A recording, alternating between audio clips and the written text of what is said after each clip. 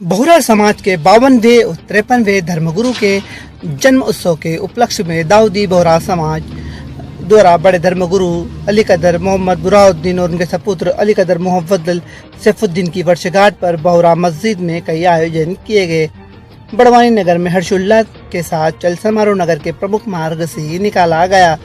दरअसल बोहरा समाजों द्वारा 52वें बड़े धर्मगुरु और 111वें जन्मोत्सव और 53वें धर्मगुरु के 78वें जन्मोत्सव पर बड़वानी नगर के बोहरा मस्जिद से नगर के प्रमुख मार्गों से स्वच्छता सहित अनेक संदेश देते हुए भव्य चल समारोह निकाला गया, जहाँ चल समारोह का अलग अलग संगठनों द्वारा स्वागत किया गया। चंचल चौराहे पर भाजपा और कांग्रेस के नेताओं द्वारा बड़वानी के बोहरा समाज के अमील से केक कटवाया गया। वहीं बोहरा समाज के युवाओं द्वारा पिरामिड बनाकर राष्ट्रीय ध्वज फहराया गया। चल समारोह में स्काउट बैंड बोहरा समाज के युवाओं द्वारा अपना प्रदर्शन किया गया। बड़वानी बोहरा समाज का बड़े धर्मगुरु की तरफ से प्रतिनिधि हूँ, आमिल साहब हूँ।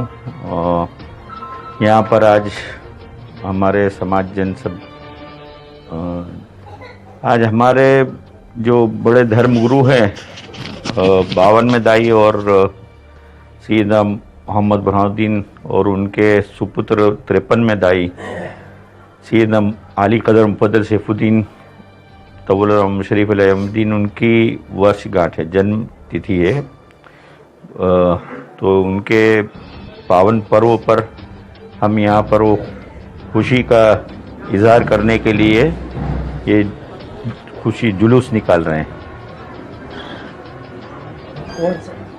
कौन सा है ये, मतलब कौन सा?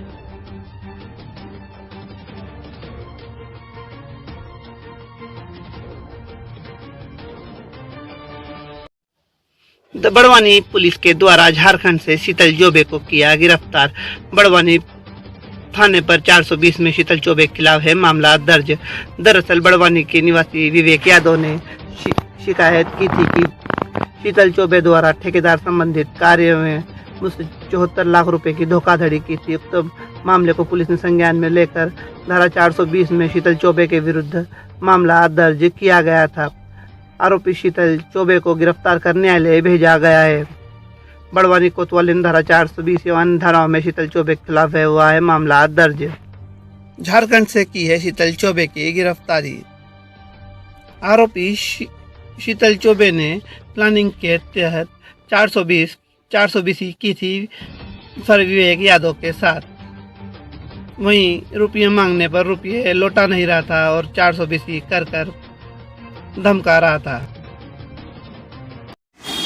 महाराष्ट्र के शिरपुर में बड़वानी के बस परिचालक के साथ हुई मारपीट, मृत्यु होने पर चालक परिचालक संघ ने एसपी को सौंपा ज्ञापन। दरअसल बड़वानी से धुलिया बस के परिचालक योगेंद्र सिंह सिसोदिया के साथ शिरपुर में टैक्सी ड्राइवरों द्वारा सवारी बिठाने की बात पर मारपीट की जाने के बाद उपचार के दौरान योगेंद्र सिंह सिसोदिया की मौत हो गई। वहीं चालक परिचालक सामाजिक संगठन द्वारा एसपी को ज्ञापन देकर आरोपियों के विरुद्ध कठोर कार्रवाई की बात की एवं मृतक परिचालक को मुआवजा देने की मांग की गई है।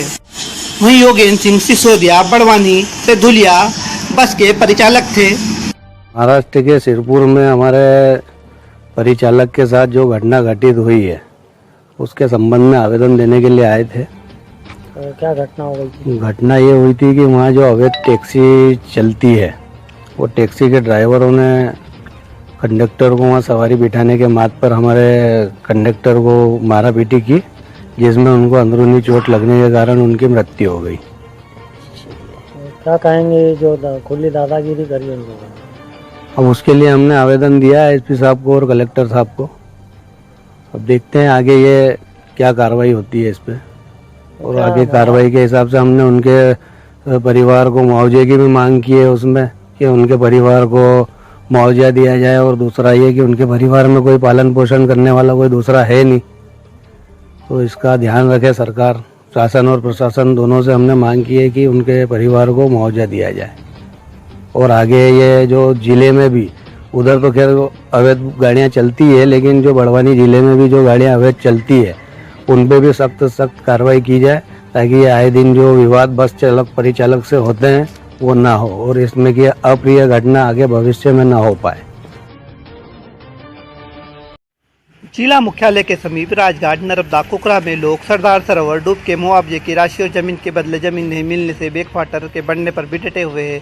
वहीं कुकरा गांव में विद्युत लाइन भी बंद होने के बाद सोलर ऊर्जा पंप स्प्रे की बैटरी की लाइट से गुजारा कर रहे हैं। दरअसल डूब क्षेत्रवासियों का दर्द किसी से छुपा नहीं है। कई बार सर्वे होने के बाद भी पात्र हितग्राहियों की मुश्किलों का सामना करना पड़ रहा है। कुकरा राजघाट हाल ही में नर्मदा जल स्तर 131 मीटर तक पहुंचने के बाद भी टापू बन गया है।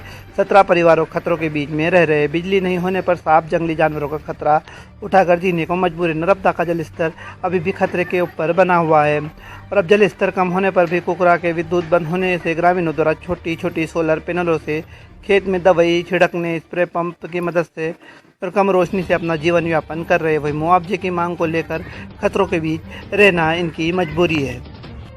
मेरा नाम भगवान सिंह सोलंकी। भगवान सिंह जी, क्या परेशानी लेकर यहाँ पर आप, क्या समस्याएं आ रही है आपको कुकरा पर? आज यहाँ पर बैठे हैं हम 2019 से बैठे हैं।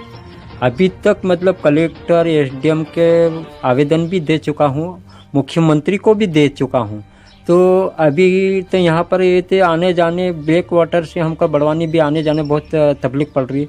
और क्या है कि मैं पशुपालन का भी धंधा करता और दूध का धंधा करता और मेरी खेती बची है। और यहाँ शासन ने मेरे को कुछ अभी सुविधा दी नहीं है। बिना लाइट से हम रह रहे। और इधर क्या है कि जानवरों को बहुत डर रहता है। जंगली जानवर है, सर्प जैसा मतलब शेर जैसे, चित्ता जैसे मतलब यहाँ चले आते। तो हम ये हमारी मजबूरी से यहाँ पड़े हैं। ये ऐसे क्या अभी शासन हम इतने अवगत मौखिक भी करवाया।